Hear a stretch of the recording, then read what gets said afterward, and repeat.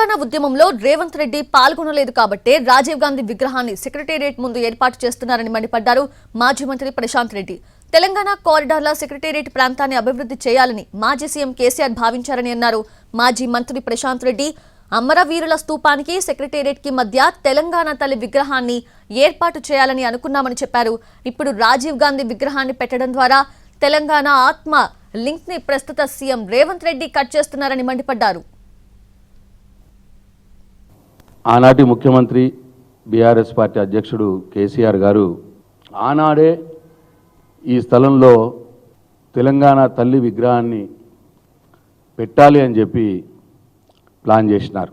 అందుకే ఆ స్థలం ఏదైతే ఎక్కడైతే తెలంగాణ తల్లి విగ్రహం పెట్టాలో దానికి అన్ని వైపులా ఉన్న రోడ్లన్నింటినీ కూడా వెడల్పు చేసినాం. వెడల్పు చేసి ఆ స్థలానికి ఒక బేస్మెంట్ కూడా కట్టి ఆ స్థలాన్ని నీట్గా చేసి పెట్టినాం.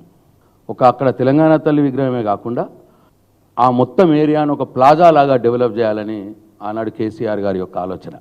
ఒకవైపు తెలంగాణ ఆత్మకు ప్రతీక అయినటువంటి సెక్రటరేట్, ఇంకోవైపు తెలంగాణ అమరుల యొక్క త్యాగానికి ప్రతీక అయినటువంటి అమరజ్యోతి. ఈ రెండుటి మధ్యలో తెలంగాణ తల్లి ఉంటే ఆ లింక్ పర్ఫెక్ట్గా సెట్ అవుతుంది. ఆ తెలంగాణ ఆత్మ భావోద్వేగం ఆ ప్రాంతమంతా ఉంటుంది. దాన్ని ఒక పవిత్ర స్థలంగా ఆ తెలంగాణ భావోద్వేగ లింకును ఉంచాలనుకున్నారు కేసీఆర్ గారు. కానీ దురదృష్టవశాత్తు ఇవాళ ఆ తెలంగాణ ఆత్మ లింకుని రేవంత్ రెడ్డి గారు కట్ చేసినారు. కట్ చేసి తెలంగాణ తల్లి ఉండవలసిన చోట రాజీవ్ గాంధీ గారి విగ్రహాన్ని పెడుతున్నారు. దయచేసి మేధావులు అర్థం చేసుకోవాలని కోరుతా ఉన్నాను. ఆ తెలంగాణ లింకే ఇవాళ రాజీవ్ గాంధీ గారిని పెట్టి కట్ చేసినారు.